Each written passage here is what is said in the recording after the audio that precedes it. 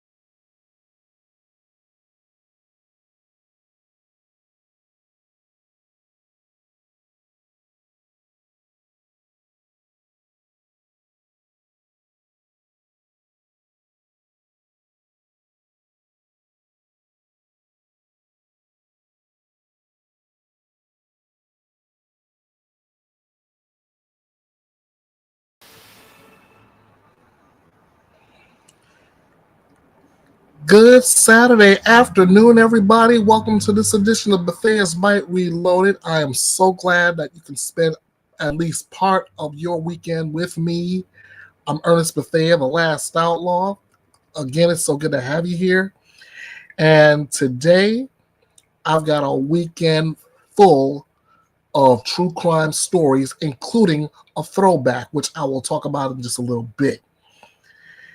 But again, it's so good to have you guys here because to start off with, I've got 6 stories to go through today. Unlike the last couple of weeks where I just loaded up and loaded up and loaded up and loaded up, I'm down to 6 stories, and I have one extra that which will make it 7. But the thing is, the last one, it's one you have to see to believe. I don't have the copyright for to use this line, but I'm gonna say it anyway. It's probably one that I can file under one of America's dumbest criminals. More on that in a minute. But let me go ahead and take care of the house cleaning real quick. First of all, again, I'm so glad you guys are here. I want to thank you for joining me. As you see on your screen, I want you to make sure you like, share, subscribe, and comment to support the channel. I appreciate that. If you're interested in joining the live panel, you got the link is there. You can click on it, copy the link, and paste it in another tab or browser. To everybody in the chat, I know it's only a good few of you, but I appreciate you nonetheless. But I've got to tell you this: is all the comments we make here, all the statements, all the views, it's all speculation, it's deduction, it's theory, it's opinion. It's not at all considered fact until we get the evidence. Also, another reminder, I don't know why I have to do this, but I'm going to. Opinions are welcome here. Your opinions matter. But what I will not allow is attacks against other chatters. If you don't like their opinion, all you have to do is click on the dots on the right side of that person's name and click block. It's that simple. All right. Also, I need to hit you up with this. Is unless I say otherwise, all the stories you hear are coming courtesy of Court TV, your front row seat to justice, or the Law and Crime Network. those are my two governing law and order law and order if you law and order sources. And to go back to what I've said before, I don't want to see any kind of racism, homophobic attacks, or anything of the such. No spamming. We're not talking politics. We're not talking religion. I'll probably save that for my second channel if I decide to launch it. We'll talk about that later as well. But all I'm asking is you be respectful. All right? Now that we got all the house cleaning out the way, let's begin.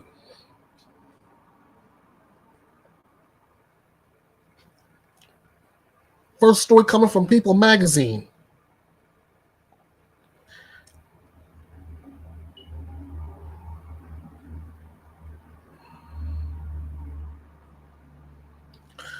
All right.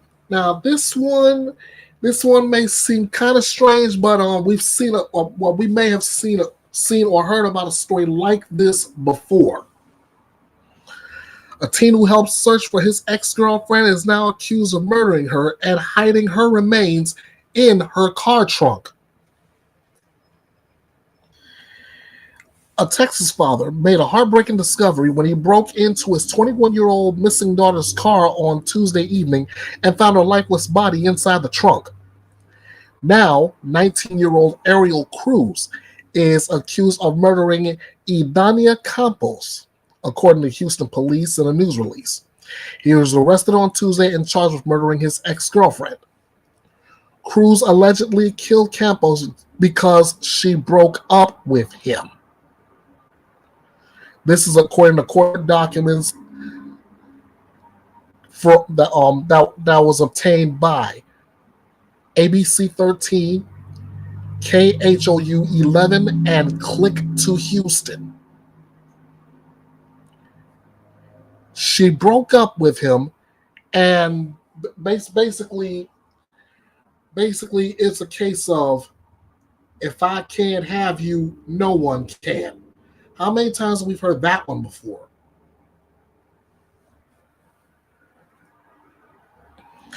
Campos' family members became concerned when they learned Campos didn't show up at school on Tuesday.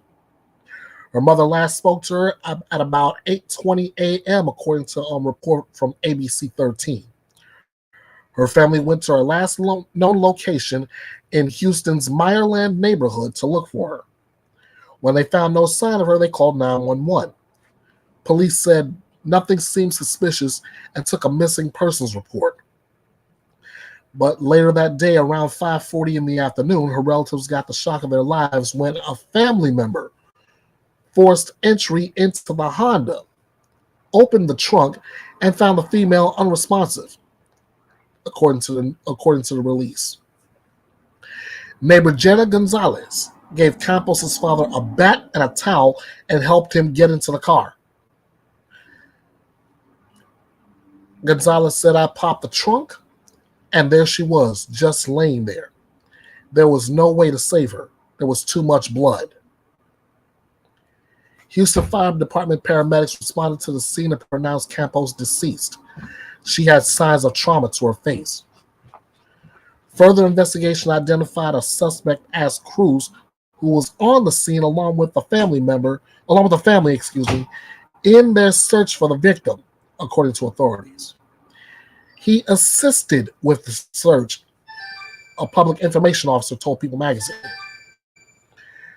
Cruz was detained and interviewed by homicide detectives. He allegedly confessed to his role in his ex-girlfriend's death.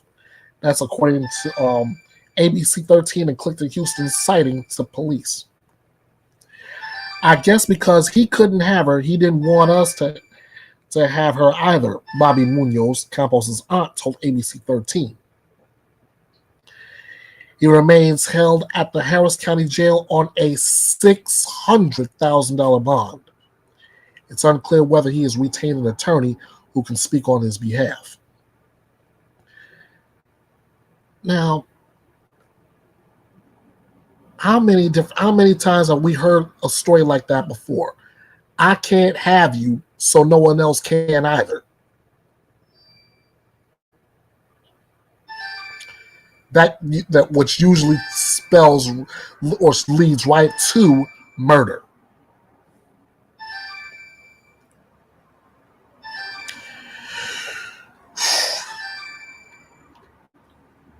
I can say for certain that that family is seeking justice for their for their missing relative. Well, she ain't missing anymore, but she will be missed around that dinner table. That's for certain. And as for Ariel Cruz, I hope they level the most serious charges they can between the murder, the hiding of the body, and then on top of that, you decide you're gonna help them in the investigation, help them in the search for Idania Campos. Really? Oh, you're gonna get yours, guaranteed.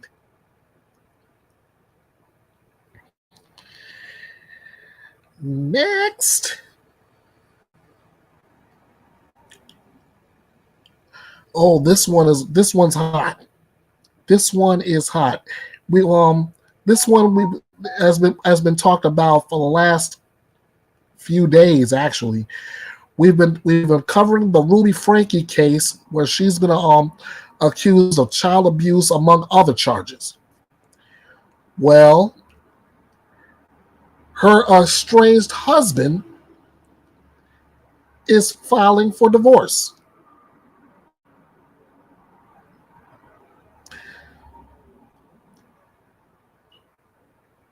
That's right, friends. Her husband has finally decided enough is enough, and I can't take this anymore. Following this article is coming from Law and Crime, and I have some video to back that up too. So what I'm gonna do is set that up.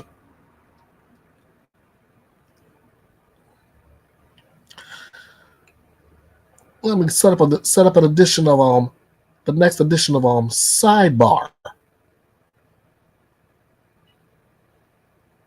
before I go to the article. I'm gonna get that set up here. Yeah.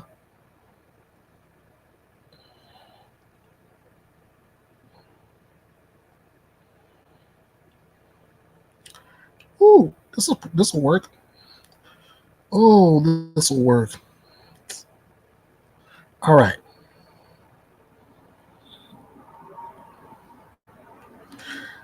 To the article. As former YouTube Momfluencer Ruby Franke sits behind bars on charges of child abuse, her estranged husband has filed for divorce. Kevin Franke filed a petition for divorce and a domestic relations injunction on Wednesday in Utah's 4th Judicial District. While the divorce petition is private, the injunction is a public document. It lays out the rules for the petitioner, Kevin Franke, and the respondent, Ruby Franke. Part of the injunction emphasizes the two parties cannot harass each other in any way, including electronically. Meaning they can't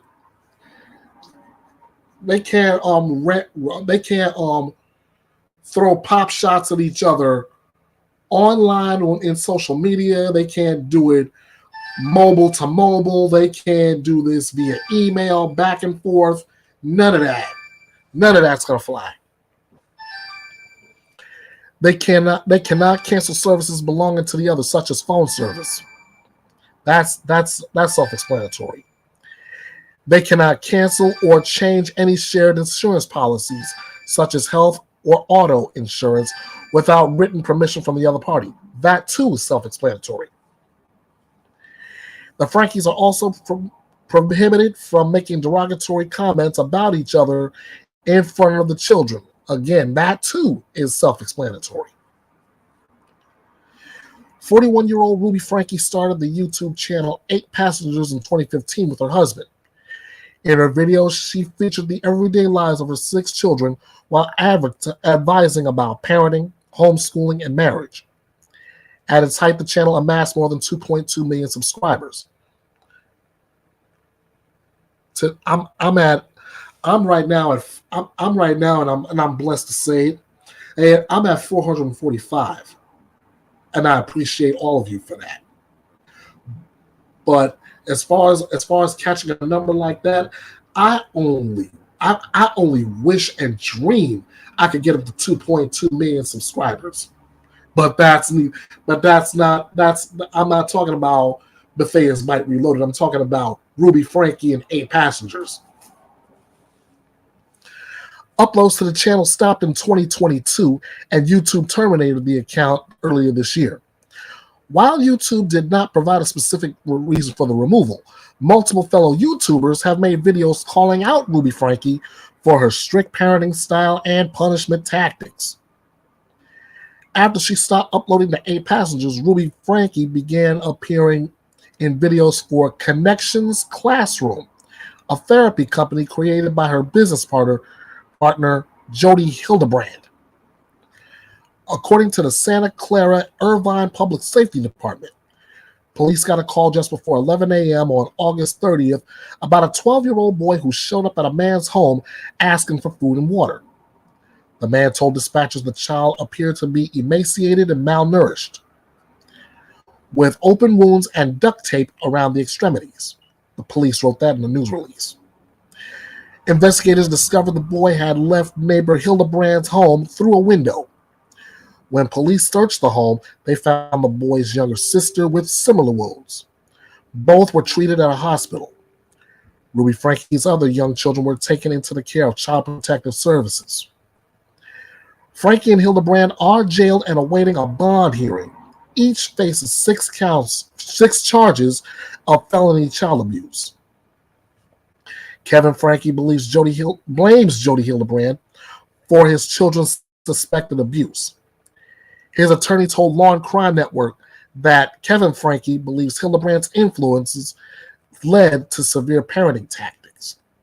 The attorney also told Law and Crime that Kevin Franke had not seen his wife or children in more than a year at Hildebrand's suggestion.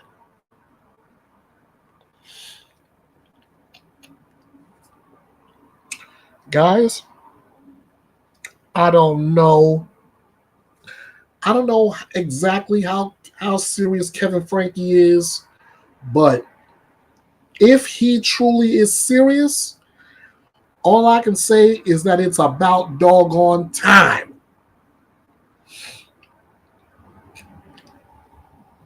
It is about doggone time. He finally showed a backbone and said, hey, enough is enough.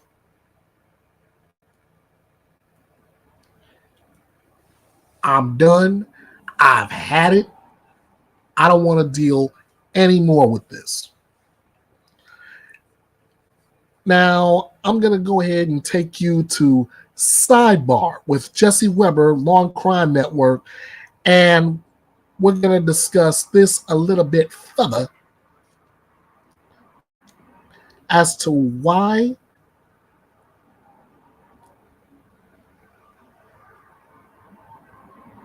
Kevin Franke has decided he's going to go ahead and divorce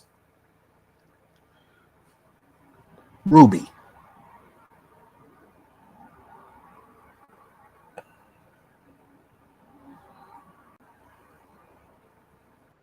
Welcome to Connections. I'm Jody Hildebrand. And I'm Ruby Franke. Kevin Franke files for divorce from his wife, accused child abuser Ruby Franke, and is also petitioning a state lawmaker to make sure Utah does a better job of weeding out untrained counselors. Welcome to Sidebar, presented by Law and Crime. I'm Jesse Weber. Well, she is best known for her now defunct family YouTube channel called 8 Passengers, But accused child abuser Ruby Franke spent the last few years working with her business partner and co-defendant, Jody Hildebrandt, on a business organization called Connections.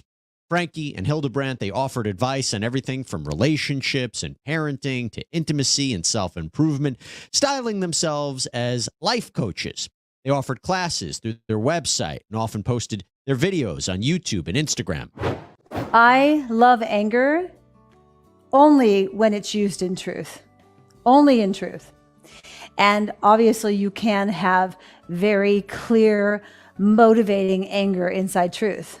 And unfortunately, most of us don't know how to do that. That when we feel anger, it predominantly goes into this place of distortion.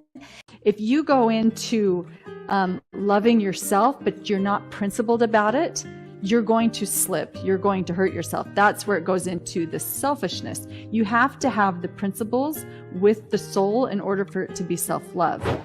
Well, now, today, Franke and Hildebrandt are each charged with 6 counts of aggravated child abuse with respect to 2 of Franke's youngest children. The kids were found in Hildebrandt's home in Ivins, Utah. The son actually escaped from the home, ran to a neighbor, telling him to call 911. The boy was emaciated. He had wounds like he had been tied up. The daughter was found in similar condition. They were both treated for malnourishment at a hospital. Really terrible, terrible story. And knowing that, it's easy to see that some of the women's advice in a whole new light. One way to know if your child is managing what is on their plates is to ask, is my child showing up cheerful? Is my child showing up responsible? Is my child available if I ask her to do something like, hey, could you wash up the dishes for me? Hey, would you mind taking out the garbage? Are they available to say, yeah, sure, Or are they pushing back? I don't have time. I can't do that. That tells you they're not managing, because someone who's managing has time and space and motive for serving those around them. Now, here is the thing. While Jody Hildebrandt did at one point seem to have a license as a, quote, mental health counselor in Utah, after her arrest, she ended up actually agreeing to give up her therapy license. Franke's title of, quote, certified mental fitness trainer on the Connections website was likely less accurate, and that is raising some concern in the state of Utah, and perhaps there is going to be a change. To talk more about this, I want to bring on our expert on Ruby Franke, and following all aspects of this case from the very beginning, we are joined once again by Brian Schnee, anchor reporter from KUTV2 News. Brian, so good to see you. Thanks so much for coming back on here. Thanks for having me. Excited to always talk about developments as we see them come out in this case. Now, Brian, I understand there's also been a big development with respect to Kevin Franke, right? Today, November 29th, Kevin Franke filed in the state of Utah for divorce, as we understand it. And it was filed actually in the 4th District Court. And the petition for divorce is private, so we can't see a whole lot of it, but we do know that things were filed today here in the state of Utah. So we don't know the reason for the divorce. I mean, we can assume, but we don't know the actual legal filing, the reason for it. Domestic relations injunction outlining certain measures to govern the conduct of both parties involved. That is about all I see on it. There are different parts of the injunction that include some prohibitions against harassment, domestic violence, misuse of personal information. So Franke filing for divorce today with not a lot of information, as that petition itself is private, but we're just learning about this right now as of today here on the 29th.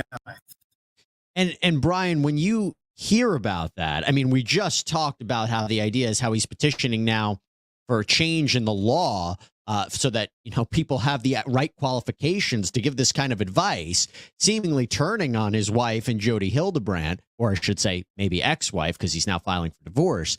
This is consistent, I feel, from what we've heard from his lawyer, correct? And what with the position I think he's been taking, that he had no idea what was going on with Ruby Franke and the kids. I'm not surprised he filed for divorce.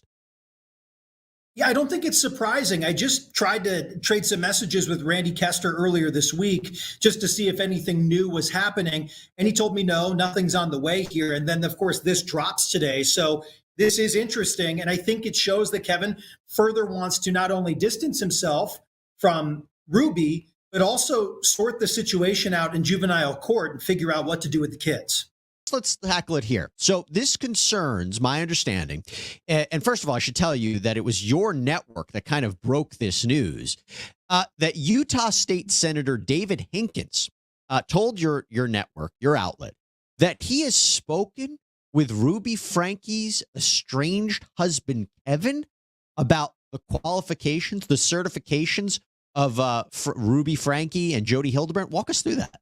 First and foremost, some great reporting by my colleague Paul Nelson here at KUTV. He was working on Capitol Hill, looking at a number of different bills that are being worked on in sessions as they get preparing for a legislative session as we get to the new year. And he's been talking to people up there at the state capitol. And one of the things he had heard is that they're working on a bill, at least one state senator is, into looking at life coaches or people that kind of fit that mold. And indeed, apparently this came from some concerns from Kevin Franke. And it's interesting to note the state senator here that's working on this bill, very beginning stages, I should say, no traction on it, no language in it as we understand, but an idea, right? Maybe starting to put pen to paper.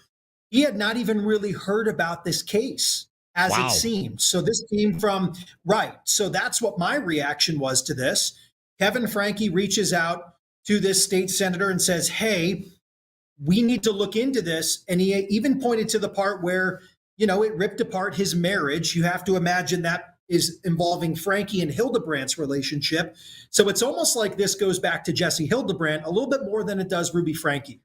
Okay, let's unpack that a little bit. So Jesse Hildebrandt, the niece of Jody Hildebrandt, had an opportunity to interview them, talked about the abuse that they suffered at the hands, allegedly, at Jody Hildebrandt.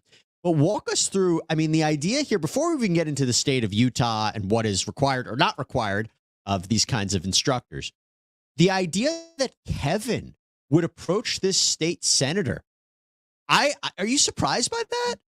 I am. I also don't know what the timeline looked like of when exactly this happened. I would imagine it's relatively recent, given the fact that lawmakers are starting to meet at the Capitol and go through the process of drafting bills and making change. And obviously, there's a large process after you even put the language out there.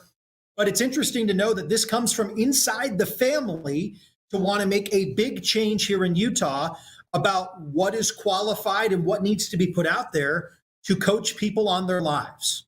And let's talk about that. So in Utah, to be this kind of life coach, are there any qualifications? No, the Division of Professional Licensing here in Utah, we refer to them as DOPL. And we've covered them before when talking about Hildebrandt's license being suspended many years ago. So DOPL is involved in the licensing for clinical, mental health and other therapists, which is what Jody had a license for way back when. But DOPL has never had any sort of restriction on a life coach being licensed in Utah. There's no standards for that industry here in the state. And you'd be hard pressed to find many states, as far as we understand it, here in the country where the life coaches have to have those standards put out there for their clients to understand. So the big thing we took away from this, Jesse, was if you're seeking a life coach, you better do your homework. And I guess the reason was, and I was reading about this, is they don't want to create too many requirements because there are people who could help their family members or their friends. And if you put too much of a stringent requirement in place, it might impact that. I mean, does that make sense to you? Because that's what I saw.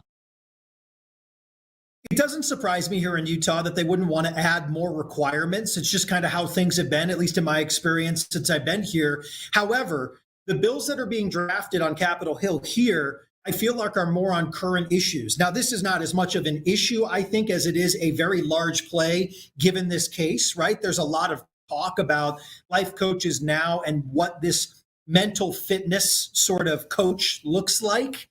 So it doesn't surprise me that it's coming to light. It did surprise me that it's coming from Kevin Franke, apparently. That's where it's coming from. So it's interesting that the state senator is willing to look into it, first and foremost, which if you live here in the state and someone is your elected official, then you want to obviously have someone advocate for you on a larger scale. But it's using this high profile case where two people are still incarcerated and in custody over child abuse allegations and charges.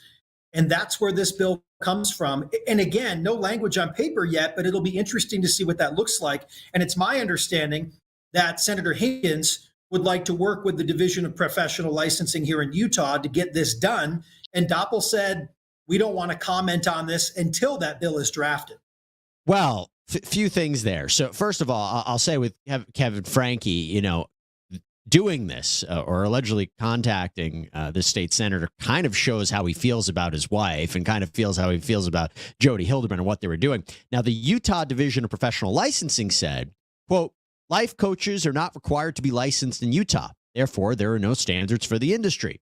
There are a few national life coach consortiums that have some standards, but none that are enforceable in Utah yet.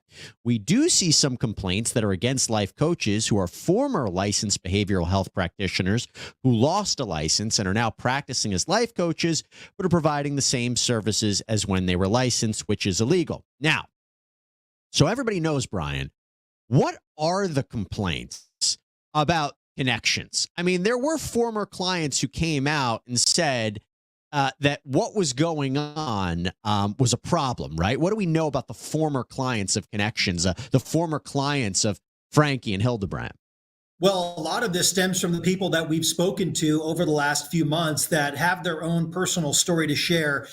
And I want to make sure we clarify, all these stories are really about Jody Hildebrand. They're not about Ruby Franke.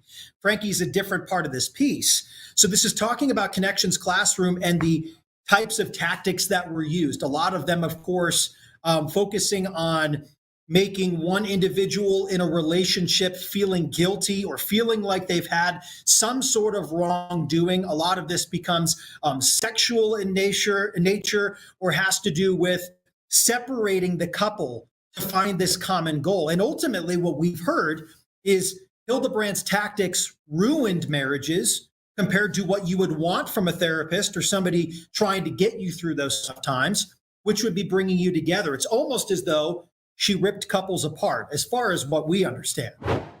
Okay, so we want to thank Morgan & Morgan for sponsoring this video. I think it's pretty clear from the stories that we cover that it's not always safe out there.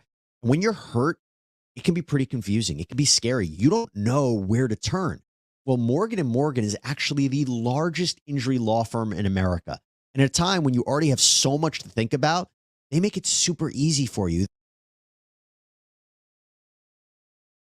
www.forthepeople.com/law and crime or by dialing pound law, that's pound 529 on your phone. Trey Warner was an interesting person who I believe spoke to KUTV. He said that he was made to believe that, or was told that men, if they have impure thoughts, they're a danger to their families, right? And that is the same thing that other people said to me. That reporting about Trey Warner from the same individual, my colleague here, Paul Nelson, who brought this story to us too. So great reporting by Paul all the way around to get this part of what happens next after this case on a larger scale, after talking to people like Trey. And Trey was very early on. I'm thinking week 1 or week 2 after we heard about the arrest. Trey was one of the early individuals to speak with us about what Jody Hildebrand was doing to her clients, ripping them apart, forcing the man to separate, and ultimately creating this natural divide, it seemed, instead of, again, bringing people together. So just before we wrap this up, I want to talk one more time about the Ruby Franke aspect. You know, you talked about how Jody Hildebrand, her former clients, not too happy with her services. Well, going back to Senator Hankins, he said, quote, right now, there's nothing regulating. They can tell people to do anything they want, and there's no recourse. I think that those that are professing to be life coaches should have some type of a criteria that they need to some credibility. And then I believe he said in terms of Franke's title as a certified mental fitness trainer, it's just a title that somebody could make up and makes it sound professional when it's really probably not. Do you have any evidence or any kind of reporting about the problems in Ruby Franke's counseling? Obviously, with what she's accused of and what she professed through connections and her videos, we can come up and say something's not adding up. But have you heard any complaints directly about Ruby Franke? No, most of it's on Jody Hildebrand, and again on online comments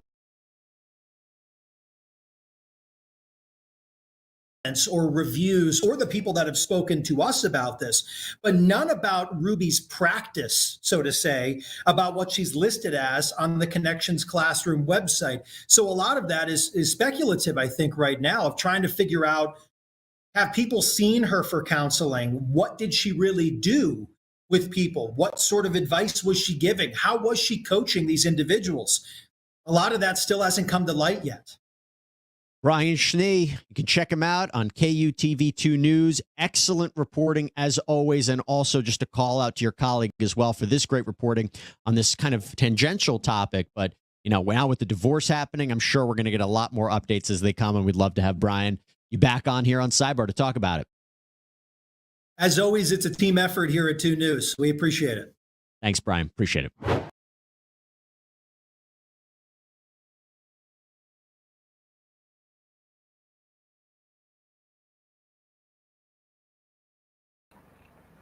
Shout out to Jesse Weber at Law and Crime Sidebar and KHUL Channel 2 News in Utah. Thank you so much for that that coverage. And I'm gonna continue to cover this thing with Ruby Franke, Jody Hildebrand, this whole child abuse saga until justice is served for those kids. But as it stands right now, Jody may be on an island on her own, in my opinion. Let's see, what am I working with now? Oh, how about another red hot story that made the rounds this week?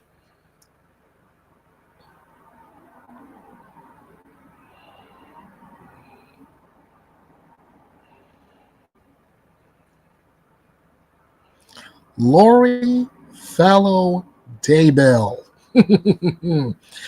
Just when you think that her issue was over and done with, think again, ladies and gentlemen. Think again. Just so happens now that Ms. Vallow Daybell has been extradited from Idaho to Arizona. She's now sitting in an Arizona jail, having been extradited from Idaho. The so-called doomsday cult mom made her initial court appearance in Phoenix to face charges related to the death of her fourth husband, Charles Vallow, as well as conspiring to kill her niece's ex-husband, Brandon Boudreaux. Oh, and before I say or do anything else, let me remind you that this article is coming courtesy of my good friends at Court TV, your front row seat to justice. Love you guys.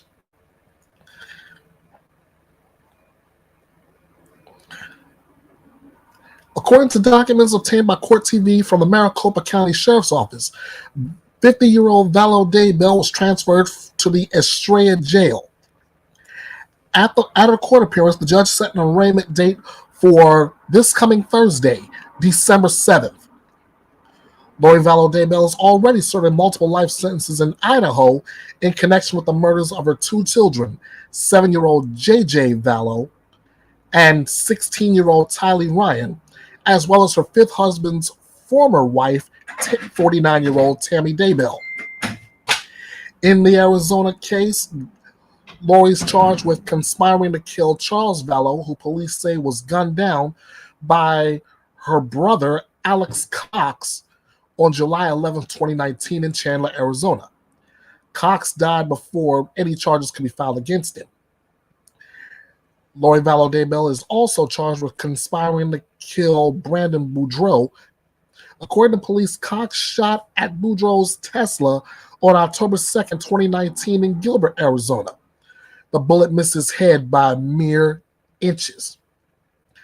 And of course, in related news, a motions hearing was held for Lori Vallow Daybell's fifth and current husband, Chad Daybell, who faces the death penalty at his 2024 murder trial. Now, I know it's one thing to give you this kind of information just from an article. But I'm also of the belief of the old adage that a picture is worth 1,000 words. That being said, let me take you to this piece of video. Oh, and as always, here's your disclaimer. Okay, now that we got that,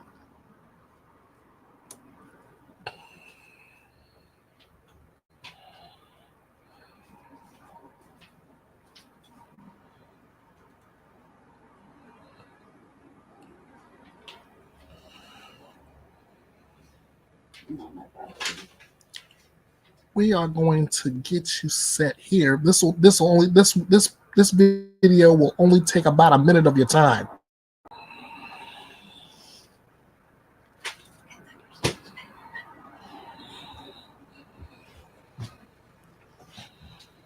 There we go.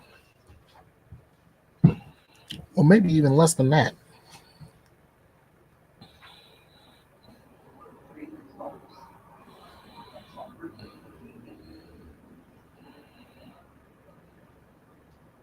Right now, the so-called doomsday cult mom, Lori Vallow Daybell, is being held in isolation in Arizona. That is after her extradition from Idaho. We just received this video of her perp walk, which happened early Wednesday morning. There she is, this long trip from Idaho. They got in around just after midnight. And there she is, being escorted in by the Maricopa County Sheriff's deputies. And that is where she was searched and given a new uniform. During yesterday's press conference, the sheriffs shared a few details about her transfer. What was her demeanor like during this process? I understand that she was very sociable the entire trip. Talked quite a bit. About what? Oh, that's between the deputies, the courts, and the prosecutor, apparently. I don't know that she gave any specific statements related to the investigation, but I just know that they said she was very chatty. Yeah, very chatty. There she is. Vallow Daybell set to be arraigned Thursday. This is in relation to her fourth husband, Charles Vallow's death. She's also accused of conspiring to kill her niece's ex-husband, Brandon Boudreaux. She's already serving multiple life sentences for the deaths of her two children, Tylee, JJ, and of course, Chad's wife, Tammy. So, what do we think here? This next case is a different one. Marie Pereira and Joe Ested with us. Joe, what do you think? Would you want to be on that field trip with cult mom driving cross country and having her chat you up? Not at all. And that was a long ride. Oh, and you gotta think, she's a female, and you know, you have to make sure she eats, she goes to the bathroom, she has water, and if she's chatting, then you gotta worry about what she's saying. So that's not a trip that I would want to take, not for that long with her. No, not at all. The case that is pending now in Arizona, the one that is now going to begin likely sometime next year, it's a different case, Marie, and the prosecutors in Arizona took their time to go to the grand jury in this because it's a different case. Alex Cox did it. He admitted to do it. He says it was self-defense. There's him explaining his version of the story to police. Why is she being accused of murder?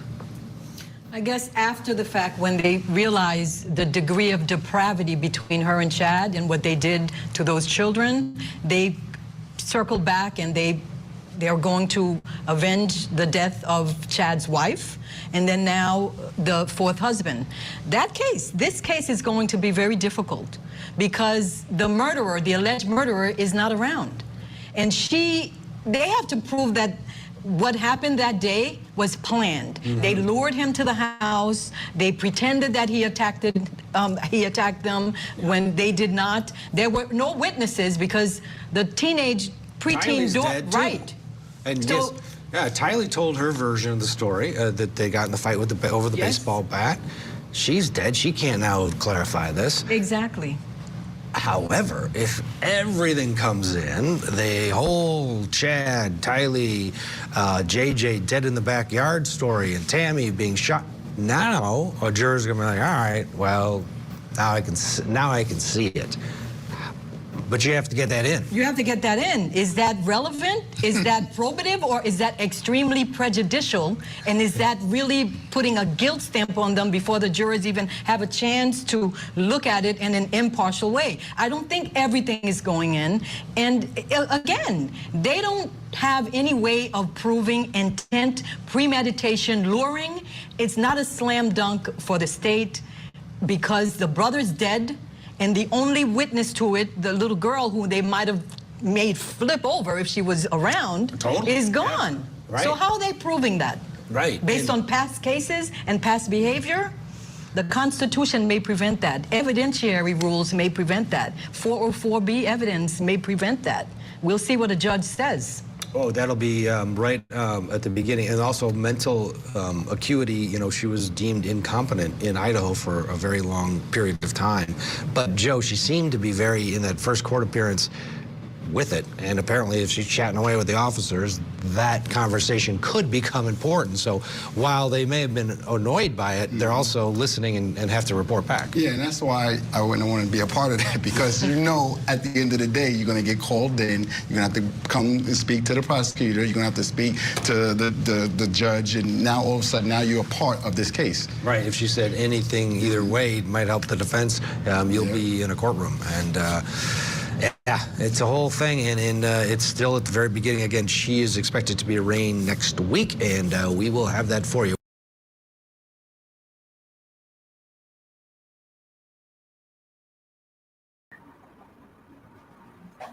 Yep, she'll be arraigned next week, or this coming week, I should say.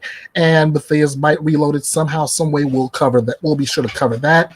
I want to thank Ted Rollins and everyone at Court TV for the coverage on Vallow Daybell's extradition from Idaho to Arizona. And who knows, as far as if a possible conviction occurs, Vallow Daybell may get a few more life sentences tacked onto the already 3 life sentences she's already receiving. Talk about sorry about your luck. Moving right along to another old case, but this one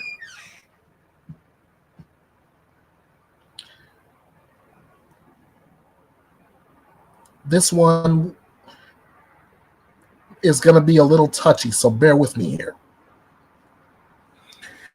This one, as I stated as always, unless I tell you different, articles come from either Court TV or Law and Crime Network. In this case, this one is from Court TV, your front row seat to justice. The charges against the former DA that was supposed to be investigating the Ahmaud Arbery death, the charges will stand. On Tuesday, a judge refused to dismiss misconduct charges against a former Georgia prosecutor accused of hindering the investigation into the 2020 killing of Ahmaud Arbery. All right, this is the former DA, Jackie Johnson.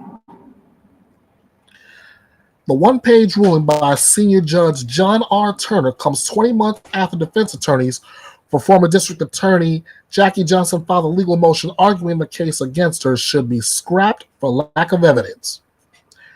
Johnson served as the top prosecutor for coastal Glenn County when white men in pickup trucks chased and killed Arbery on February 23, 2020, after they spotted the young black man running in their neighborhood. The fatal pursuit was initiated by Greg McMichael, a retired investigator who had worked for Johnson. His adult son, Travis McMichael, fired the shotgun blast that left 25-year-old Arbery dead in the street. A neighbor, William Roddy Bryan, joined the chase and recorded cell phone video of the killing. More than 2 months passed before the McMichaels and Brian were arrested on murder charges in Aubrey's death, which happened after Brian's graphic video was leaked online and the Georgia Bureau of Investigation took over the case from local police. Excuse me. A grand jury indicted Johnson in connection with Aubrey's death in September 2021, charging her with a felony count of violating her oath of office and with hindering a law enforcement investigation, which is a misdemeanor.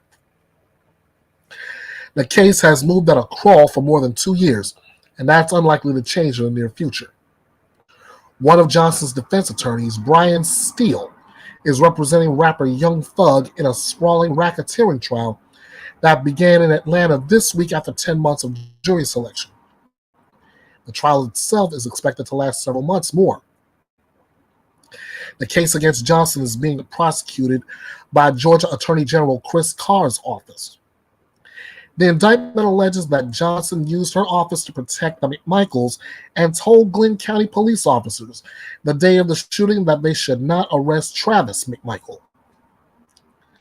Johnson has pled not guilty and denied wrongdoing, saying she immediately recused herself from the case involving Aubrey's death because Greg McMichael was a former employee. Her defense attorneys filed a legal motion in March 2022 seeking to dismiss the case. They argued there was not a scintilla of evidence, quote unquote, to support the charge of hindering police. Prosecutors responded in May of 2022 with a court filing that listed 16 calls between phones belonging to Johnson and Greg McMichael in the days and weeks following the shooting. One of the calls lasted 21 minutes, according to the court document. By the time she was indicted, Johnson had already been voted out of office. She has said that controversy of handling Aubrey's killing played a role in losing her re-election in 2020. And there's the mural in honor of Ahmaud Arbery. Following her indictment, she turned herself in at the Glenn County Jail and was released without having to pay a cash bond. While Johnson's case has idled, Aubrey's killers have already been convicted and sentenced in state and federal courts. In November 2021, the McMichaels were found guilty of murder in Glenn County Superior Court, where a judge sentenced them to life in prison. A jury in U.S. District Court convicted all three of federal hate crimes in February 2022. The McMichaels each received a second life term during sentencing in August, while Brian got an additional 35 years in prison.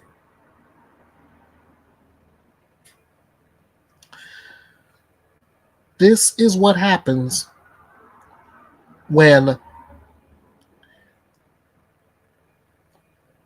you're not doing right and you're an elected official.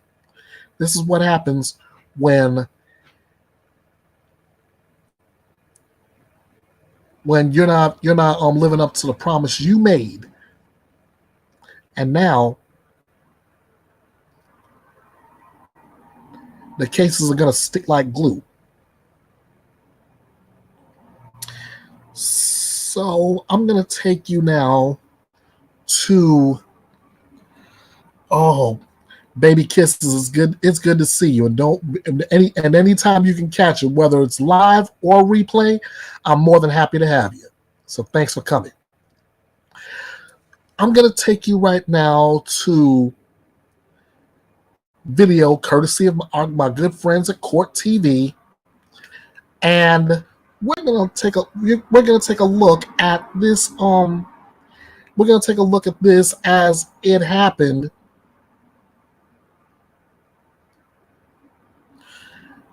Where we find out that ex-DA Johnson's charges, that she's gonna have to be tried for it. All right, so let's go to Court TV.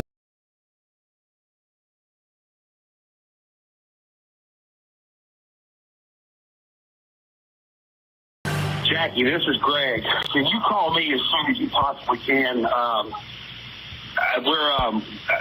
My friend and I have been involved in a shooting, and I need some advice right away. If you can please call me as soon as you possibly can.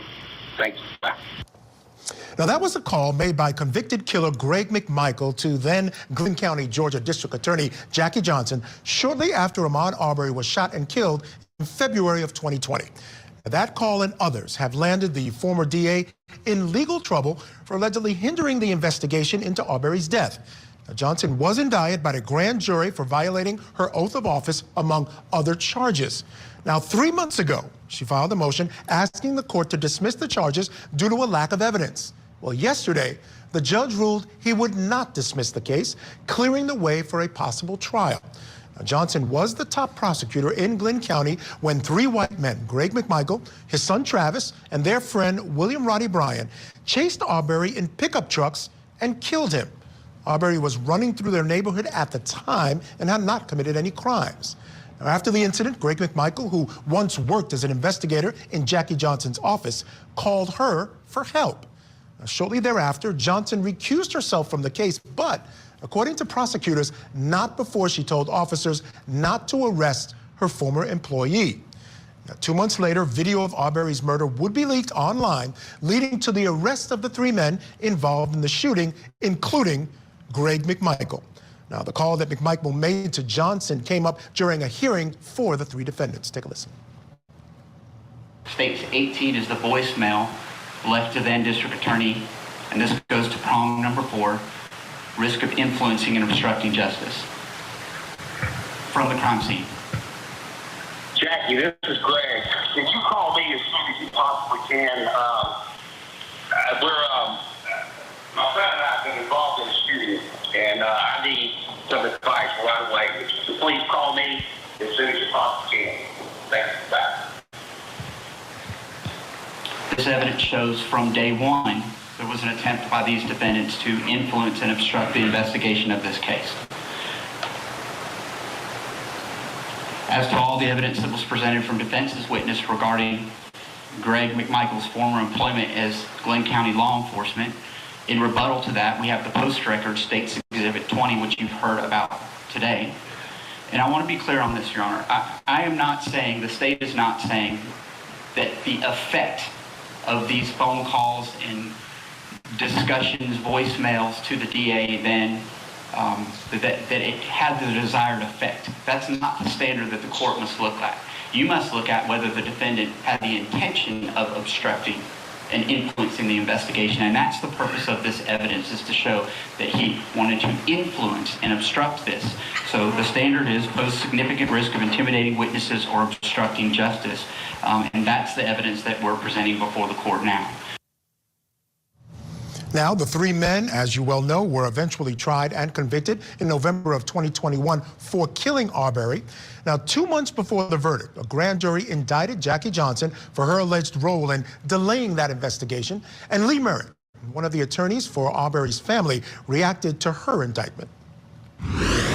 With regard to Jackie Johnson, what was presented to the grand jury was first evidence that Jackie Johnson had a relationship with Gregory McMichael, the father of the shooter, Travis McMichael, that immediately became involved in the case. The first phone call that Gregory McMichael made from the scene of the shooting was to Jackie Johnson saying, "I'm in trouble and I need help." And instead of opting out and saying that she had a conflict, she called the subsequent prosecutor, George Barnhill, and began to discuss and get his advice on the case before ultimately referring the case over to him without disclosing to anyone that she had referenced him for this case or that he too had a conflict concerning Gregory McMichael. And so the prosecution will show that she violated her oath of office, that Ahmaud Arbery and his family wasn't given a fair shake at justice from the beginning because she put her thumb in the scale by using relationships that she had developed over time. Now, Johnson is being represented by Brian Steele. Does that sound familiar? That's the same attorney who's representing rapper Young Thug in his racketeering trial happening in Georgia right now. and no word on when Jackie Johnson's trial could start. And again, it's been delayed over and over because Brian Steele is in fact involved in that Young Thug trial. So it could be some time before we get to trial on that case, if in fact it goes to trial.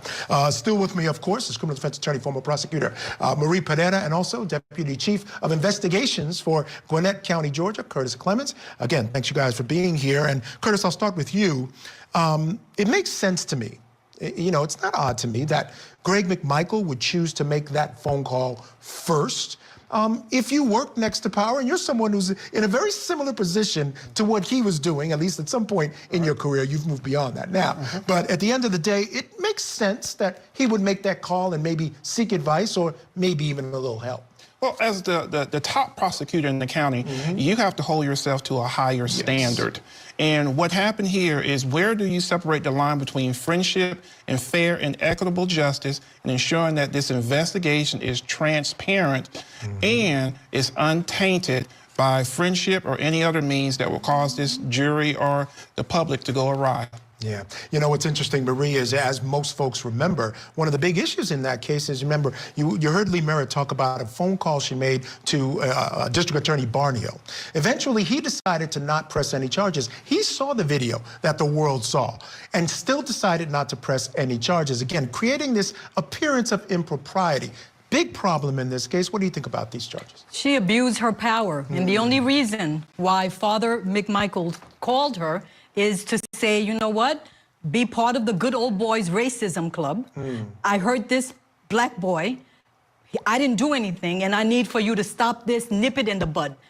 To obstruct justice, to avoid proper investigation, that's not her job. Her job is to properly investigate and punish who needs to be punished and release who doesn't need to be punished. I understand that, but for her to just call off anything and just say, don't arrest him, everything is fine, that is the abuse of her power. It's a violation of her ethical code as the top prosecutor in the state. It's a shame, and it's a good thing that she is being brought to justice. There was intent to obstruct and delay justice and deny justice there. Now, let's be clear. These are allegations, right? So it still has to be proven in court. And that's going to be my question to you, Curtis.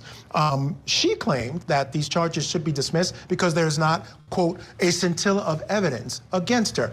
And I say to this, there was a grand jury convened. They decided to indict. Now, again, we all know the saying is that you can indict a ham sandwich. You don't need a lot of evidence to convince, because, again, it's uncontested, and you need just enough to raise the probable cause. So not a lot of evidence, but certainly above the level of a scintilla. Of course, of course. And what you have is not just the one phone call, but multiple phone calls. 16 to be exact. 16 phone calls between the defendant and the former DA. I think it would be hard-pressed for anyone to show that you were not influenced through your friendship in those phone calls to suppress justice in this case. Marie, I got to ask you. She says she recused herself almost immediately. She got that call. Apparently, she did some other calls. Again, that has to be proven. But there were 16 calls. We know that. At least it went from his phone to her phone. You know, we're assuming that they were on the other side of those phones. If they were taken after she recused herself, is that still problematic? Should she just have rejected those phone calls and just moved on? She should have told him, I can't help you. We need to investigate. A proper investigation needs to take place. He called her so that she can nip it in the bud. It was a good old boys club, and he thought, you know what, this boy's life is nothing. That's right. And we can say he was racist because the law says it was motivated by racism. So for her to take part in that makes her complicit in the effort to evade justice and deprive that boy of his right to life, and someone took his life and she just swept it under the rug. That's what he called her to do, sweep it under the rug, and she made an effort to do that. That alone is enough for her to be held accountable. And Greg McMichael, even though she recused herself from the case almost immediately, she still has a large sphere of influence in that area, and she can ultimately affect the outcome of that case. And from the very beginning, and you see the body cam footage of when the cops arrived, you could see Greg McMichael working the cops on the scene, being used to being around law enforcement. You could tell he had that kind of comfort.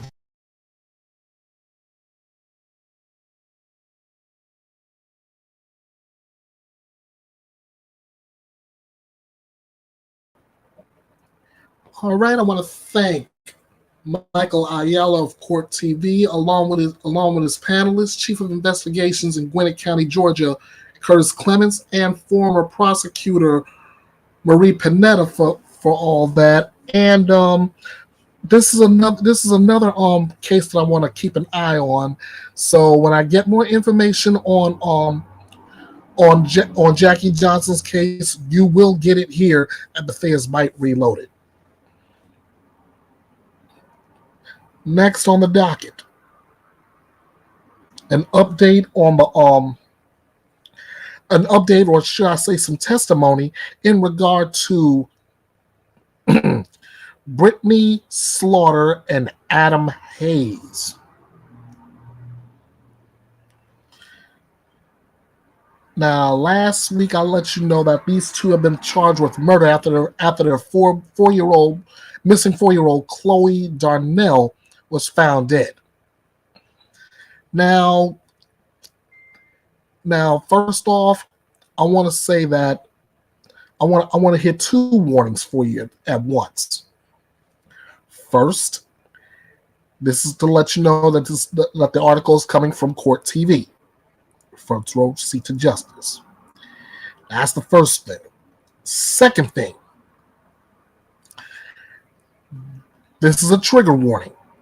Everything you're about to hear may be triggering to your mental health. Viewer discretion is strongly advised for this story. All right. Now that we have that covered,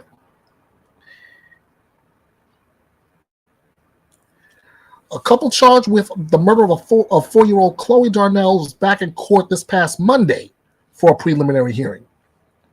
Along with the murder charge, Brittany Slaughter and Adam Hayes are charged with abuse of a corpse and tampering with physical evidence.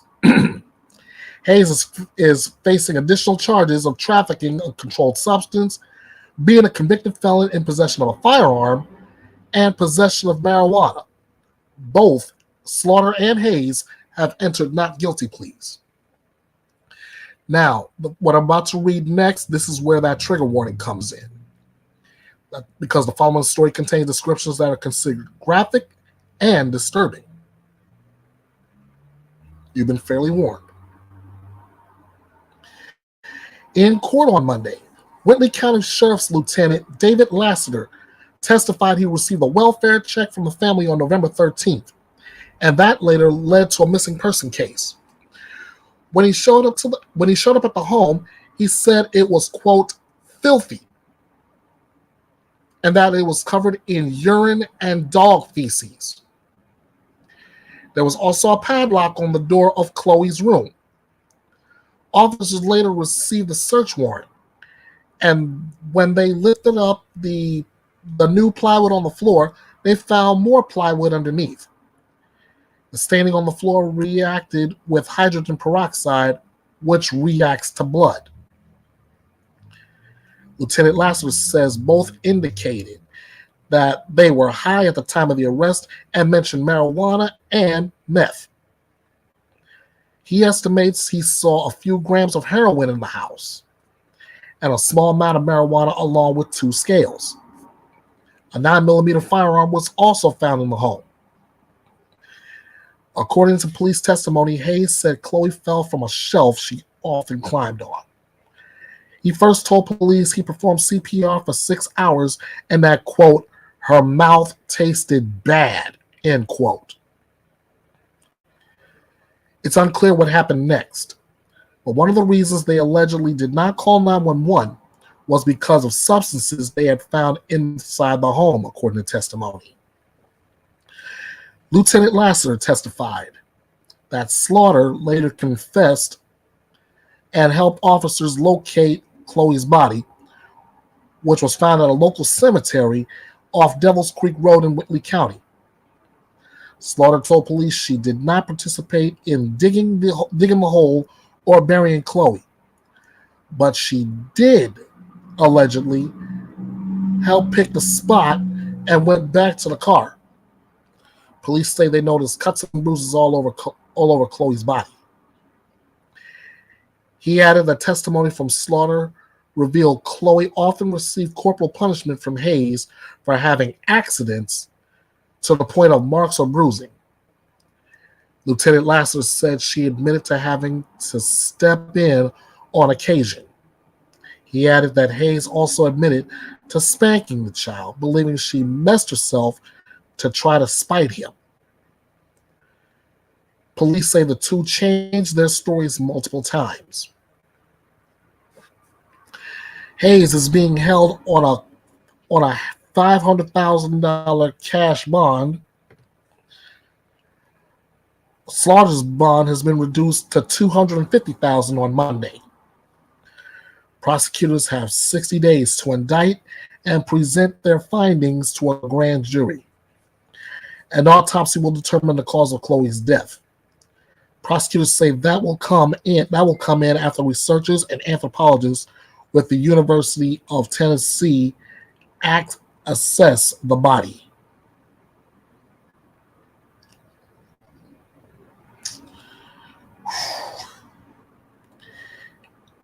You're reacting the same way I would on this one, Baby Kisses. You are reacting the same way I would. Oh boy. I wish I had. I'm glad. I'm kind of glad I don't have video to support this particular article. But all I know is Brittany Slaughter, Adam Hayes, your time is coming.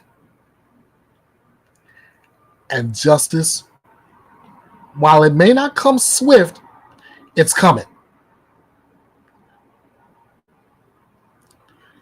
All those drugs make some. Of course, that's a pretty rough cocktail. We're talking meth, marijuana, and heroin.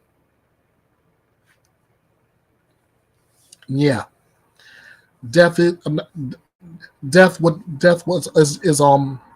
as far as 4-year-old Chloe goes, from the abuse she suffered, and yes, I'm calling it that, abuse. From the abuse she suffered, and I don't want to be morbid sounding or anything else, but what I'm saying is my truth on this. Death was a relief for Chloe. She doesn't have to be hurt anymore.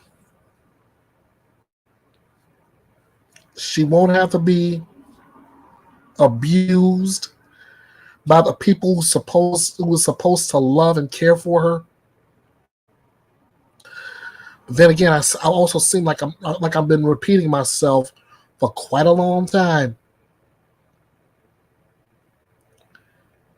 The people that's supposed to care for, love, nourish, teach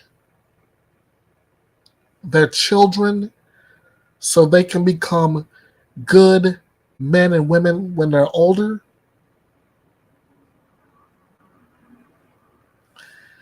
These two did no such thing.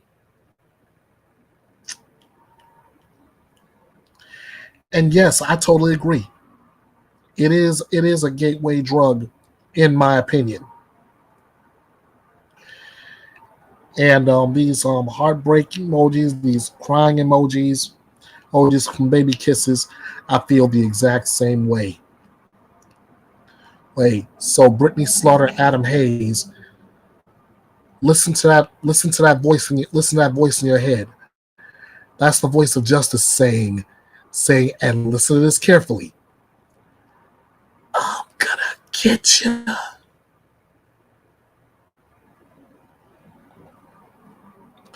Oh yeah, they'll get it. Trust and believe.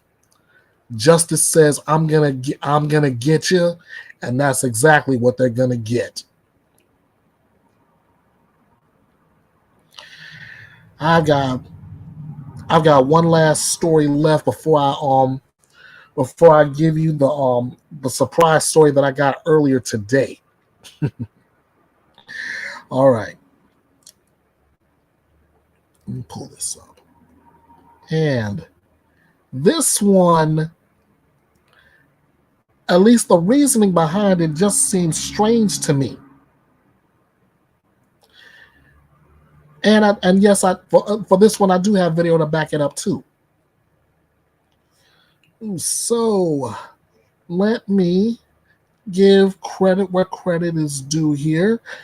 This article is from my friends at Court TV, your front row seat to justice. And I have video to back this up as well.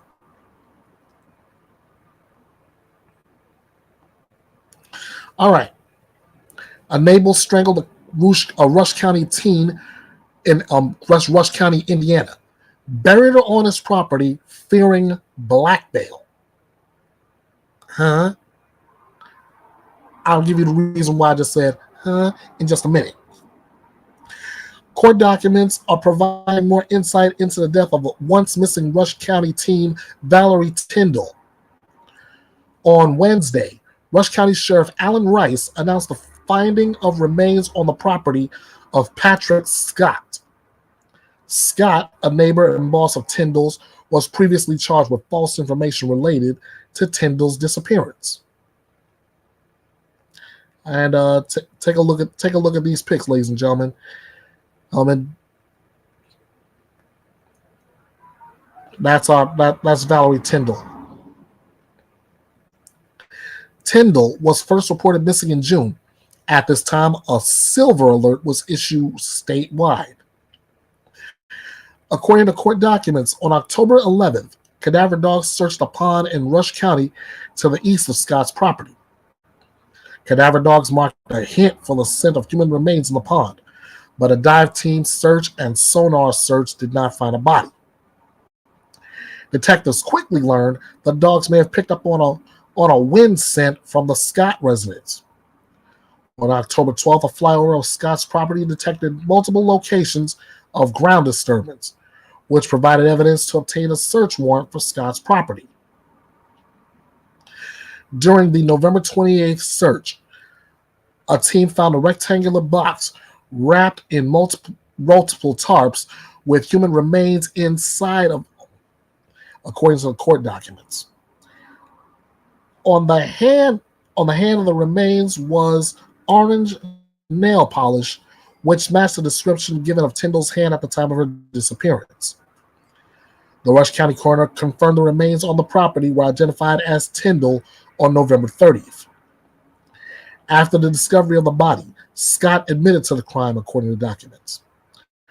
Records show Scott told police Tindall was attempting to blackmail him into a relationship, and he wouldn't have it. Scott then tells police he strangled Tindall with a belt and buried her in a hole that was already dug in his property. When police asked Scott why he killed her, Scott said that it, quote, just kind of happened, end quote, and that he, quote, wasn't too crazy about, end quote, committing the crime. Scott is currently being held in a Rush County jail on the charge of murder, obstruction of justice, and false informing. And that wraps up the article. But I did say I had video to go with this, and I do. Maybe he's a 60-year-old freak. You know what? I probably wouldn't disagree with that. But what I'm gonna do, this is a source I haven't used in quite a bit. I am going to take you to video courtesy of News Nation's Banfield.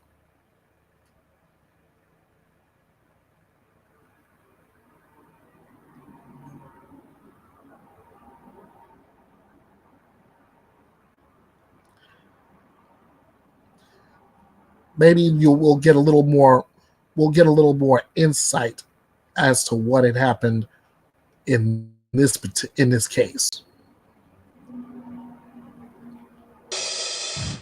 Ask anybody why they moved from a big city to a small town, and you'll get a long list of good reasons. And high on that list is safety. Small towns are just safer, right? Everybody knows everybody. Your neighbors have your back, and authority figures like your boss, for instance, they've got your best interests at heart. Sheena Sandifer and her 17-year-old daughter, Valerie Tindall, moved from Indianapolis to a very small town on the outskirts called Arlington. Population 300, give or take a few. They moved because Sheena said they wanted to get away from violence. But violence found them anyway. Yesterday, Valerie's body was found stuffed in a barrel and buried under the rubble in her next-door neighbor's backyard. Valerie had been missing for almost 6 months, since June 7th, and the search had been a daily effort for the police as well as the FBI. But in the end, she was found less than 100 yards from her own back door. And just as shocking, the neighbor now charged with Valerie's murder is 59-year-old Patrick Scott. That's him there. He had also been Valerie's boss in a lawn care business where the teenager was working some extra hours after school. Patrick Scott had been on law enforcement's radar for a bit. He was the last person seen with Valerie the day she disappeared and allegedly couldn't keep his story straight about that encounter. But that only brought him a charge of providing false information to the police, not murder. Not then, anyway. In a bizarre move early on, he also burned down his own garage at 2 o'clock in the morning. And that's where police finally found the barrel, in the ruins of that burned down garage. They had already searched his property at least one time before, focusing on a pond that was out back, but they came up with nothing. And they wanted to know why Patrick Scott was tracking Valerie's cell phone. He said it was for work, but both Valerie and her mom thought that was weird, understandably. She's 17. I'm joined now by Gigi McKelvey. She is the host of the very popular podcast, Pretty Lies and Alibis. So many red flags, Gigi. So many red flags. Why did it take 6 months to find that body? Beats me because, you had all the signs there. It seemed everything he didn't do was leave his name scribbled in somewhere at the crime scene. He did everything wrong. You found the barrel under the rubble of garbage. That was burned down at 2 a.m. Who does that? He was the last person seen with her, last seen driving her car. Somebody overheard about him taking her to a special lunch. All these things very odd for a man of that age with a 17-year-old girl. The whole lunch business, there was a witness that came forward to the police and said on the day that Valerie disappeared, Boss Man, the guy who's been arrested, said that he was going to take her somewhere special to Indianapolis. But then he told police something else entirely. What did he tell them about that special lunch date with the 17-year-old neighbor? Well, they did meet up apparently in Indianapolis. Then he dropped her off in a nearby town. It's Homer. It's about 5 miles away from Arlington. And then he said she got into a blue car with a mystery man. Why are you letting a 17-year-old go in a car with a mystery man? And then he moved her car. So it makes no sense. It's a terrible alibi. If he has special feelings for this girl, why are you going to let her get in a car with a 17-year-old? It's red flag after red flag, cool. Ashley.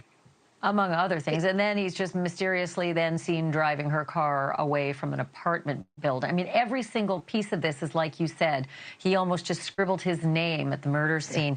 Gigi, we'll keep an eye on it and see what transpires with this fella. But I don't think Patrick Scott has a lot of freedom in his future. Thanks for being on, as always. Thank you for watching. Go to newsnationnow.com to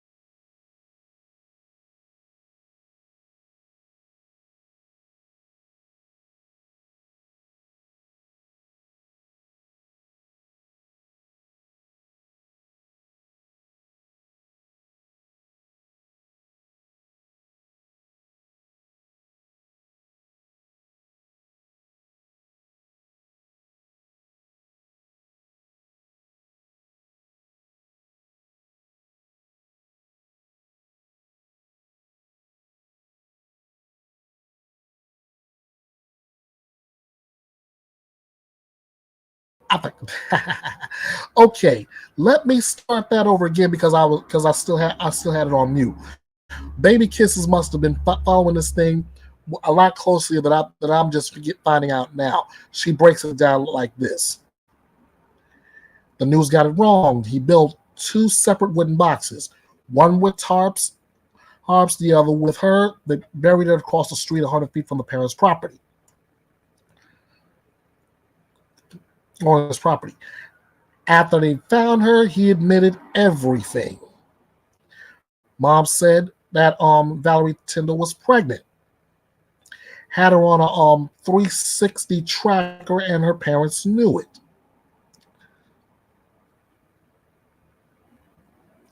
Anyway, thanks for calling me out for being muted, Baby Kisses. I try to be as respectful to sound as I can. And now that I got all that cleared up, as I was starting to say, I want to be able to keep an eye on this case, and hopefully we'll get some more information on it. And of course, when I get it, you guys will get it as well. Now, this one is just too good for me not to cover. I'm gonna wrap this day up. I want to wrap this day up with Bethea'S Byte Reloaded with one that I can file under one of America's dumbest criminals.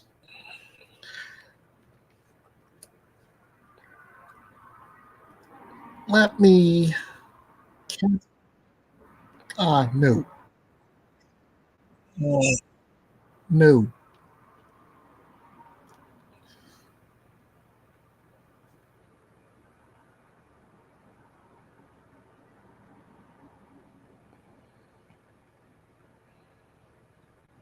All right. Let me back this up at the start, and let me go ahead and share this screen. This is coming courtesy of Law and Crime Network.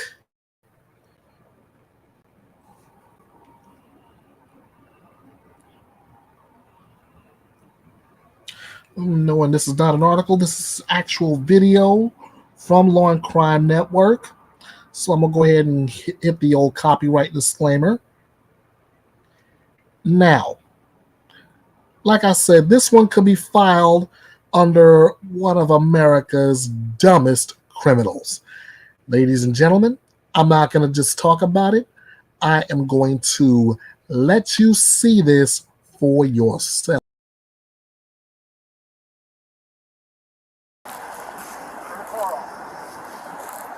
I need help, please.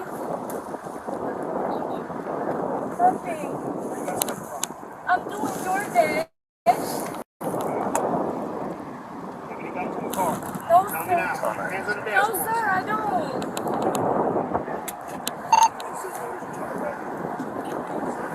I'm in Coda.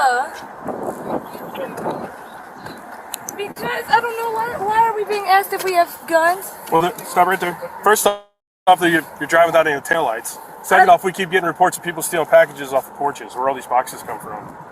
We were building gingerbread houses. I got them out the recycling. I just stopped right there and got some. From where? Right there where I just passed the police at. He's underage. He's only 15. Okay. So when we go watch these videos from all the Ring cameras of people stealing off the porches, is it going to be him? Because he's wearing a mask just like the person in the video. No, that's because he keeps his hair down. So he's wearing a ski mask because he And wears it's his hair cold down? outside. Yes, it's cold. He's in a car. Why would he be He's the one who does my deliveries. Do you have a driver's for me. license on you? No, sir. My mom does. Can I please just have her? No, what's your name? Taylor. Pat's up at the PD. No bad. Mommy, please come here.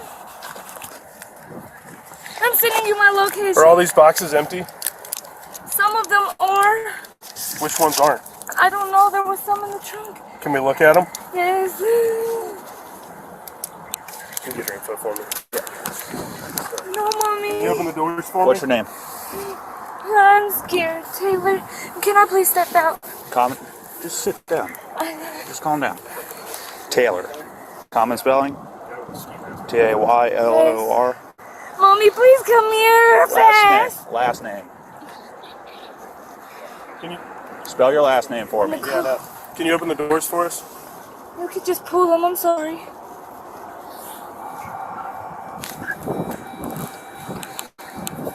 Last name, please. Taylor. You said Nicole. Nicole? Yes. Sit down. Hold on, I need to breathe. I'm sorry. I have bad anxiety. Mommy, can you tell them? Sit down. I'm trying to. You're not. I'm sitting down. You need to start listening. Okay? I'm trying to, sir. I'm sorry. Taylor Nicole. My anxiety's really bad. I'm about to faint. Taylor Nicole. Yes, sir. That's your last name. Yes, sir. N-I-C. H-O-L-E. Date of birth. 12/21/1999. All right. At this point, go ahead and step out for me. Put your phone right there for me. Mommy, Put your phone right what's there. going on? You're being detained as well. Mommy! Put your No, hands Mommy, go to my house. Come get my phone. Put your hands together. My boyfriend, my dogs. Put the back of your hands Can you together. guys send my mom my location, please? He doesn't need your location. Yes, she does. How old are you? I'm 23. All right, well, then you don't need to know. Mommy, please come give me a... Please, Mom. I'm gonna go run this. And her info. See if I can get something for him. This is the Amazon theft stuff. Yeah. Dude, they got like 20 packages in there. Sit down right here for me, okay? Please. All right, so I can just explain to you, okay? You don't have to answer questions if you don't want to. If you decide to answer questions, you can stop at any time. If you want to talk to a lawyer before answering any questions, you can also do that. So right now, the car is being seized because you have a bunch of stolen packages in it, okay? He's under arrest and you're under arrest. Got it? Yes, sir. Okay. How many houses did you guys hit? I don't. Because you were literally throwing packages from houses that you stole from into other houses' front yards. No, I was not. But you're driving. I'm sorry. Why? So what? I mean, I apologize, sir. I don't want to be in any more trouble. I'll do whatever. have you been driving all over town? Did you guys just start? No, Has this been an all-night I thing? just started. I promise. So how do you know him? I don't know him for real. I was just What's his name? Coda. Huh? Coda.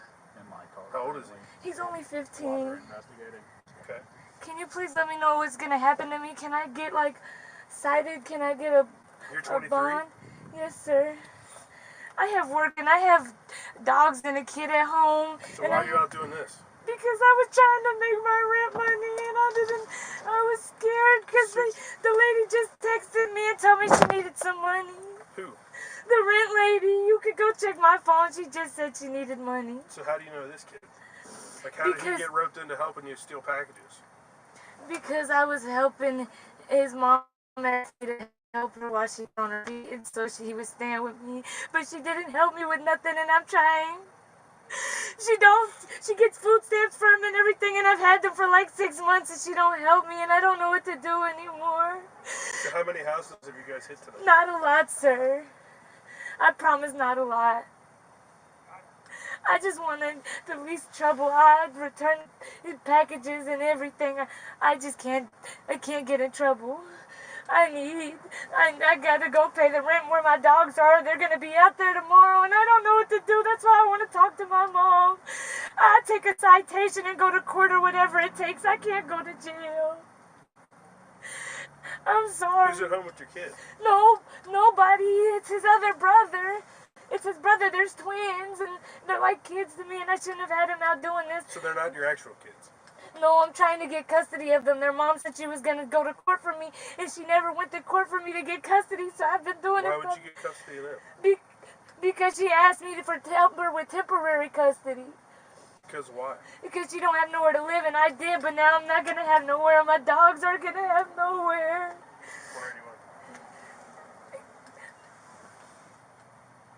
Is there a female officer that will come over here for a search? I just need to know if I can get what's gonna happen. Can you guys cite me and I get picked up or something? Well, we gotta figure that out. You guys got a lot of packages there we gotta get through. We gotta figure all this stuff out. You just been following the Amazon driver around? No. I just was seeing what houses had packages in certain areas. I didn't even get all of them. So knowing what you know and knowing what you guys were doing, Why would you start with such an attitude as soon as this officer tried to pull you over? You I plugged the didn't- door but started screaming what you're getting pulled over No, for. I opened the door and I asked what I was getting pulled over for, and then I realized the taillights were off too. Yeah. So I had to put the taillights But on. why not just stop right there on the street? Why'd you keep driving into the parking lot? Because I was trying to get off of the main road. I'm sorry. I was always taught when you get pulled over to get off the main road. I'm Okay. sorry. All right. So you don't know how many houses you hit? But No, it's quite a it was few. probably like 10. Okay. I just don't want to be in trouble. I do whatever I have to do. I just need a citation or something if Well, possible. I don't know if that's going to be the course of action tonight, but we got to figure all that out. Okay, so put your feet back in there. I'm going to close the door for just a minute. Can you need anything, just let that officer know Can and you I'll get come the back. phone so I can talk to my mom, please? Not right now. We'll get it for you in just a minute. You call her when you have the ability to, which is not right now. Okay, there you go. Can you try to give me a citation, please? I'm not handling any of this. City of Montgomery stopped you. I'm the city of Blue Ash.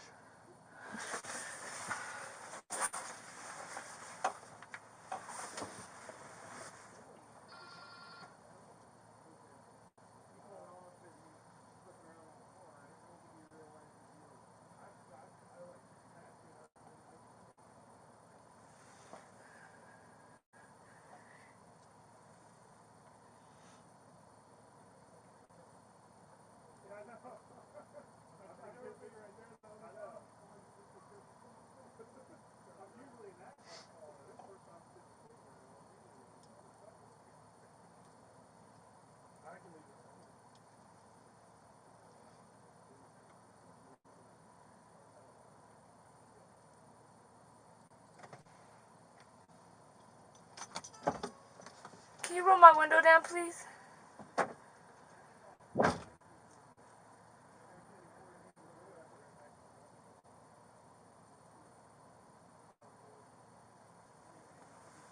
Please, God, I'll do whatever. Don't do this to me.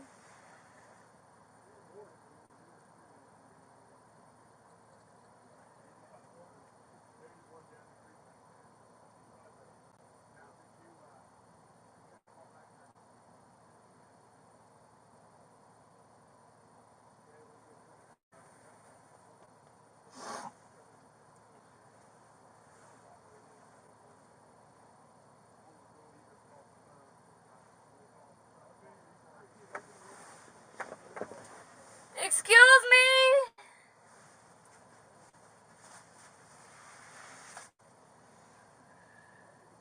Please, Mommy, come get me. Please, Mommy.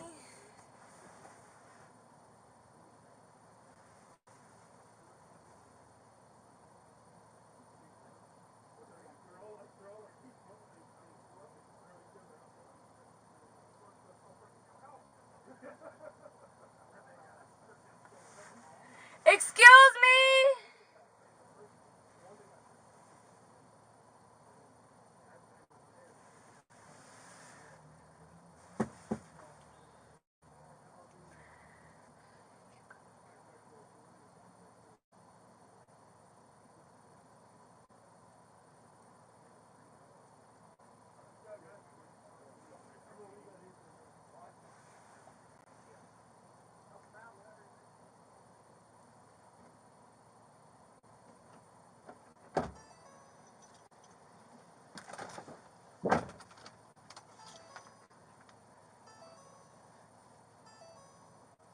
Can you let me know what's going on?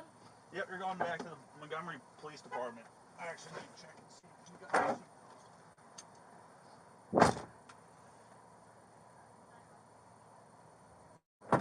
What do they do at the police department?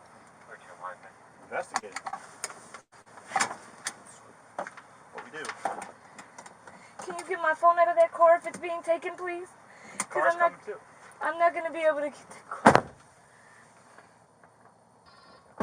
Where are the keys at? They're somewhere in there. They're still somewhere in there? Yes. Hey, Sarge, try that car. Try this thing start again. You got to put the brake now. No. All right.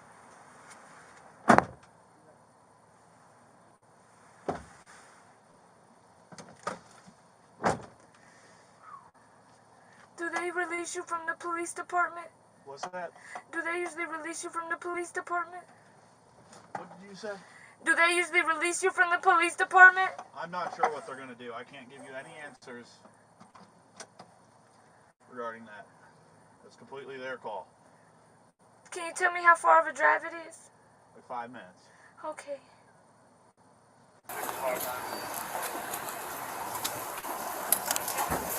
Hang on. Step out and stand right there. Can I pull my pants up? Sure.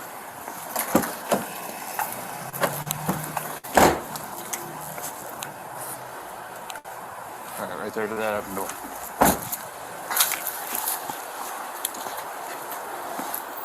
What's going on?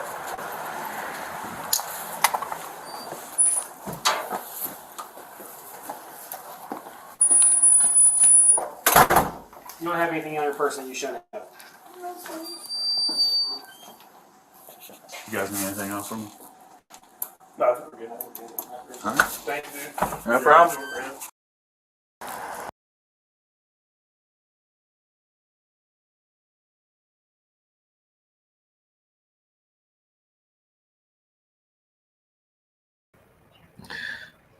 First off, my thanks to the Law and Crime Network for that piece of footage, and I'm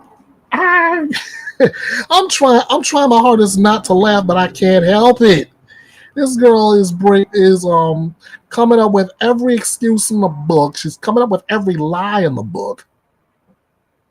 And let's go back over everything Baby Kisses said that I'm agreeing with. First off, she said, "Oh my God, you're kidding. I just seen a short. A lady reported her which drugs she sells was stolen." Oh, porch pirate, babe, porch pirate. Then during she's talking about wanting to get a citation, to which I say, hello, this is a lot more serious than getting a mere citation. At which Baby Kisses agreed, saying, "I hope so." Then all of a sudden, she starts spilling her guts, which brings me to one of my favorite lines in Johnny Cash's "God's Gonna Cut You Down." As sure as God made black and white, what's done in the dark will be brought to the light. So true. Then she's in the police. She's in the back of a squad car, begging, "Please God, don't do this to me. God, please God, don't do this to you. I'm sorry, but God didn't do anything to you. You brought this on yourself." That's what you get for being a porch pirate. Not only did Baby Kisses agree with me on that, she said that she can't stand a thief. She had brothers her brother used to be one. One of her older sisters, she said, never been close to her family since she went back home at 17 and seen them. It says totally ridiculous. Absolutely ridiculous. This is why I said right at the start that this could have been filed under one of America's dumbest criminals. Now, we didn't get to see her partner in crime, but according to police, that young man has been arrested too. So, if there's any more information on this, you can be sure that Bethea'S Byte Reloaded will cover it. Now, before I wrap this up and say thank you, I want to give you drug a 15-year-old into the mix. Yeah, it's 15. Before I wrap all this up and say thank you, guys, I want to give you a reminder for tomorrow afternoon, tomorrow evening if you're on the East Coast. First off, I want to thank you for some of the submissions for ideas for throwback cases. I've heard Eileen Warnos. I've heard somebody wanted me to do Casey Anthony all over again. Don't know why, but I've considered it. Thank you. I've heard Jodi Arias. I've heard Daryl Brooks. I've heard a number of good cases I used to go back on, and I'm taking them all under consideration. But tomorrow afternoon, 7 o'clock Eastern, 4 o'clock here on the West Coast. I am covering, or should I say, I'm doing a nice old throwback to the state of Ohio versus Brooke Skylar Richardson. Now, if anybody remembers that case, I'm going to give you a quick reminder of what we're dealing with here. Just give me a split second.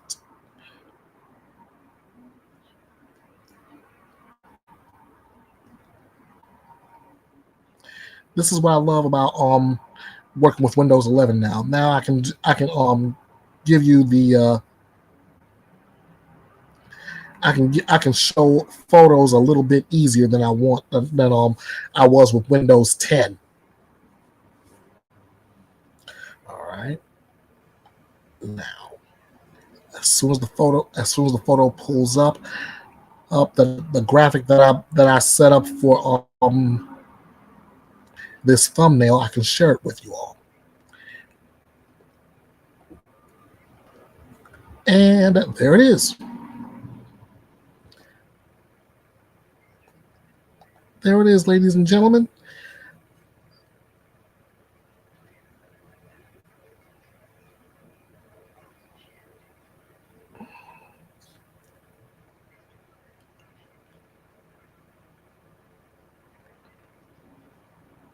Brooke Skylar Richardson, as you see here in this pretty red dress. Tomorrow is the throwback, because everybody we wanted to talk about this young lady and what she did with her newborn baby for her to be charged with aggravated murder, child endangerment, involuntary manslaughter, and abuse of a corpse. Baby Kisses says, as she doesn't think she's seen it. Well, if you don't think so, tomorrow's a perfect time to join me, because I'm going over testimony, I'm going over closing arguments, and I'm going over the verdict in this case. Aggravated murder, child endangerment, involuntary manslaughter, and abuse of a corpse. What will happen in court with Brooke Skylar Richardson? Tune in tomorrow. It's Bethea'S Byte Reloaded Throwback Edition. Be ready for it. Until then, I want to thank everybody for joining me. Everyone who popped in and out of the chat at the Bang Bang Replay Gang. I thank you all. I want to thank all of you for subscribing. All of you who have subscribed to me, all the viewers, I thank you all. I appreciate what you do. This is the engine, and you guys run it. I couldn't do this without you. At the end of the video, you'll have all 6 ways to get in contact with me. Be sure to, like I said, be here tomorrow for Ohio versus Richardson. And I love you guys. I want you to take that love, spread it around. Be good to yourself. Be kind to yourself. Be good and kind to others. Protect your mental health. And I'm looking forward to seeing you tomorrow right here. Bethea'S Byte Reloaded for Ohio versus Richardson and future editions as well. And Baby Kisses as always. Thank you for dropping by. I appreciate you more than you'll ever know. All right, guys. That's it for me, Ernest Bethea, the Last Outlaw. This is the drama-free true crime destination known as Bethea'S Byte Reloaded, and I'm looking forward to seeing you here tomorrow. Until then, you know what to do from here. Bite. Hey guys, this is the Last Outlaw saying thank you to all of you who watched this video and subscribe to Bethea'S Byte Reloaded, your drama-free true crime destination. I couldn't dream of doing this without you, so thank you. Did you enjoy this presentation? Are you looking to get more information on everything presented here? Are you looking to give more feedback on this presentation? Here's what you can do. Like this video. The more eyes on this video, the more this information is spread to others, which brings us a step closer to justice served. Share this video to your social media. Just like dropping a like, the more eyes on this video, the closer we get to justice served. Drop me a comment, whether it's on the topic or the presentation. I am open to all comments, whether it's a theory, a speculation, or a suggestion. I will respond to all. If you haven't subscribed yet, what are you waiting for? Hit the subscribe button to show your support of this little true crime engine, powered by you. Set the notification bell to all for future videos. Be sure to follow Bethea'S Byte Reloaded all over social media. At Bethea'S Byte Reloaded True Crime on Facebook. At EKB316 on X, formerly known as Twitter. At Bethea'S Byte Reloaded on YouTube. At EKB316 on Instagram. At King of Hearts 316 2021 on TikTok. You can drop me an email as well. The address is kingofhearts316_09 at outlook.com. This is your home for news without the drama, where your opinions matter, for lively debates, where your voice is heard, and above all else, justice served. This is Bethea'S Byte, and it's reloaded.